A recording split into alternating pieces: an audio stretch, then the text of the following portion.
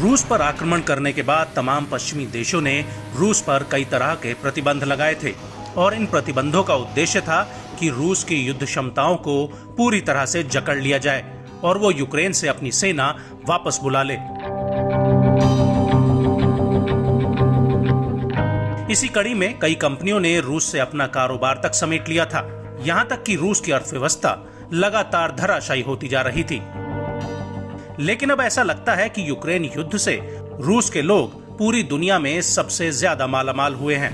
दरअसल Swiss bank ने अपनी सालाना वार्षिक वेल्थ रिपोर्ट में बताया है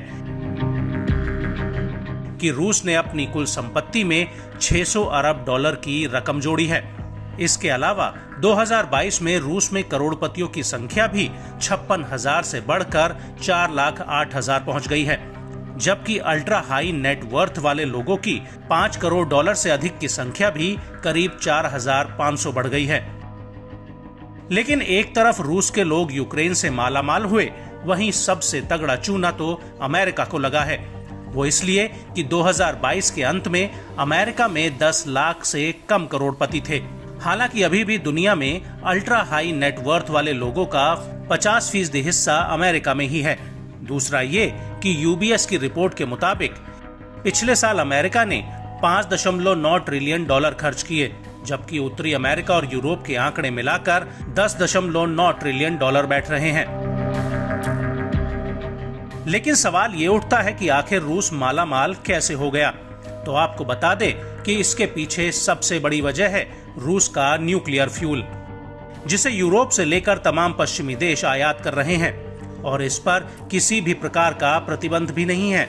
पश्चिमी देश न्यूक्लियर फ्यूल का इस्तेमाल अपने नागरिक रिएक्टर में ईंधन के रूप में करते हैं, जिससे कार्बन उत्सर्जन मुक्त बिजली बनाई जा सके। और अगर इस न्यूक्लियर फ्यूल का इंपोर्ट बंद होता है तो पश्चिमी देशों में बड़ा ऊर्जा संकट खड़ा हो जाएगा और क्लाइमेट चेंज से निपटने में भी न्यूक्लियर फ्यूल पश्चिमी देशों के लिए बेहद अहम है। आपको बता दें कि रूस ने अमेरिका और यूरोप की कंपनियों को 1.7 अरब डॉलर के न्यूक्लियर प्रोडक्ट्स बेचे हैं। रूस ने पिछले साल अमेरिका की न्यूक्लियर इंडस्ट्री को करीब 12% यूरेनियम सप्लाई किया था और यूरोप को 2022 से 17% यूरेनियम की सप्लाई की जा चुकी है। बड़ी बात यह है कि 30 देश परमाणु ऊर्जा को बना रहे हैं। इनमें से 440 न्यूक्लियर प्लांट्स रूस से रेडियो एक्टिव मटेरियल को इंपोर्ट कर रहे हैं।